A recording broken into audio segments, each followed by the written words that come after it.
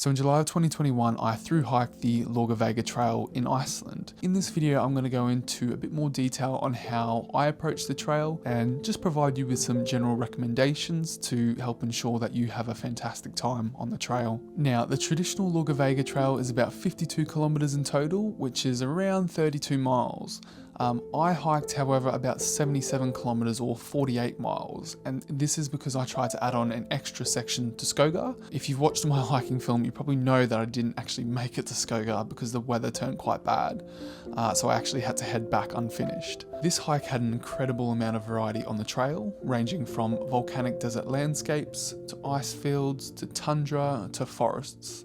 It is a very well established trail, and when I went, which was the busy season, it was quite heavily trafficked. Regardless, this was one of my favourite hikes to date, which I owe to the stunning scenery and just variety of different landscapes. So I got a direct flight from London to Keflavik. Now Keflavik is just southwest of the capital of Iceland, so down here, and I got one of the fly buses up to Reykjavik, which took about an hour.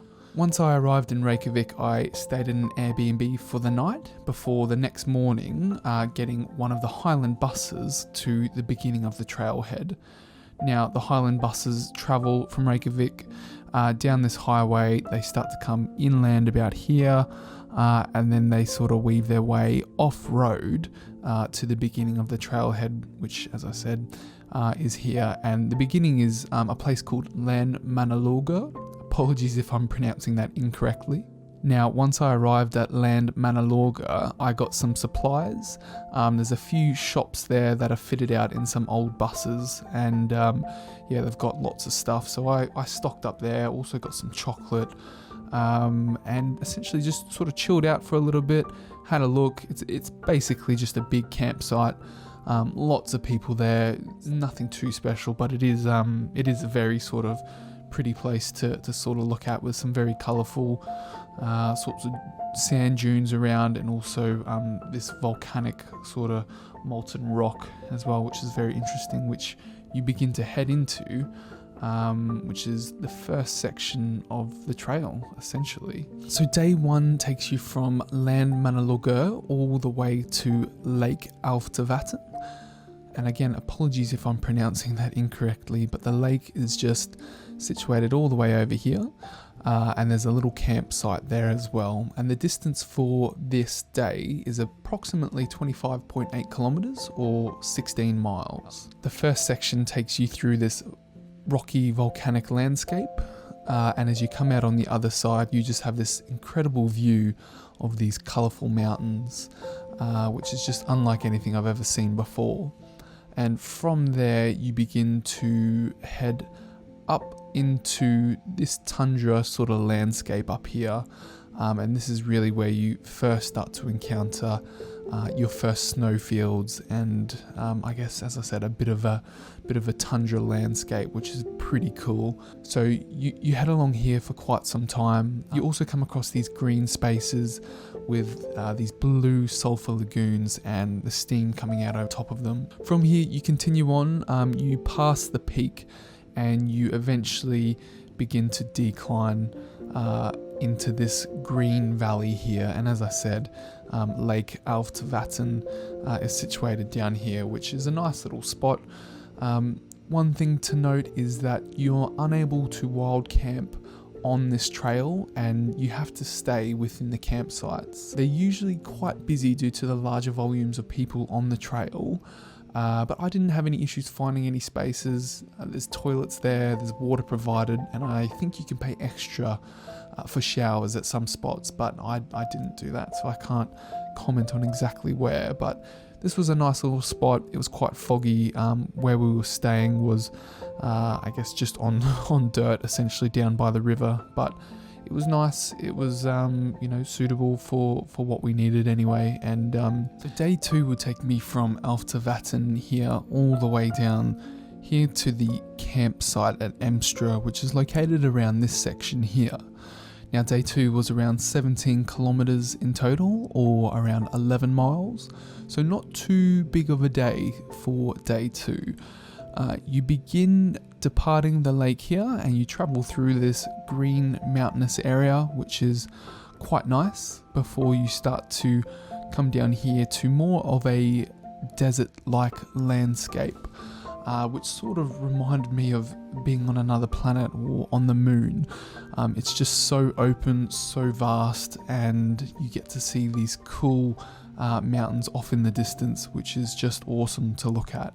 And this area is quite exposed as well, so if there is a bit of wind, there's more than likely to be a fair bit of dirt in the air as well. Again, a really cool day, very unique hiking through this landscape, and it's kind of a little less variety compared to the previous day, but again, it is very unique still. And you come down here and you approach, as I said, Emstra campsite, which is it's not too bad. It's a nice sort of green little oasis in the desert.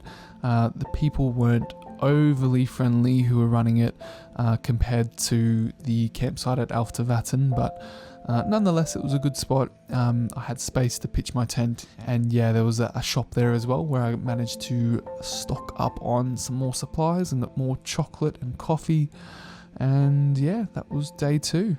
So day 3 would take me from Emstra all the way through to Thorsmork, which is located down here, and that's the conclusion of the Laugavegur trail. As I said, I wanted to reach Skogar, which is located down near the coast over here across this pass, but I only got to this section here, and I was unable to even get on top of the pass just because of the terrible weather that I experienced, unfortunately. So in total, my distance for this day was 33 kilometers or 20 miles. It was quite a nice day, to be fair. Coming out of here, out of Emstra, you sort of wind your way down, and it's sort of a bit of a green valley, and you follow down the river all the way down, and you do come across a bit of elevation before you descend down to Thorsmork. So Thorsmork is just this little section here, and there's a few cabins where you can rent to stay. Otherwise, there's a campsite here as well where you can pitch your tent. I pulled up around midday, and I ended up just making some lunch and chilled out a little bit before I decided to head on and try and tackle the pass over to Skogar. So from here, essentially across this riverbed here, and followed the 4-wheel drive path up to here around to Basar. Apologies if I'm pronouncing that incorrectly. And from here continued on, and at this section you start to come across probably a bit more forest, which is pretty cool. And as you start to move up here, you start to get this great view of this glacier, and you ascend up here heading towards the beginning of the pass. And as I said, I just got to this spot here, and I couldn't get through over to the pass because of the insane weather that was just blowing off the glacier. So there was snow, there was rain, just insane winds, and just awful visibility. So it wasn't safe to cross here, so I ended up unfortunately heading back and came to Basar, and that's where I ended my journey on the trail, unfortunately. Still an incredible experience, and as I said, from here I got picked up from one of the Highland buses, which took me all the way back to Reykjavik. And as I said, that was the conclusion of my time on this amazing journey, which was one of the best hikes I've ever been on, and just an incredible amount of variety of different landscapes that you pass through. So that's basically my summary of the Laugavegur trail. A fantastic hike in Iceland. It's obviously one of the most popular hikes in Europe, and that's for a very good reason. As I said, it's got stunning scenery and just such a huge variety of different landscapes. If you've got any questions about the trail, then just drop a comment below and I'll get back to you as soon as I can. If you want to watch my actual film of hiking this trail, I will include a link below as well. But otherwise, I will see you guys in the next video. So until then, take care. Bye.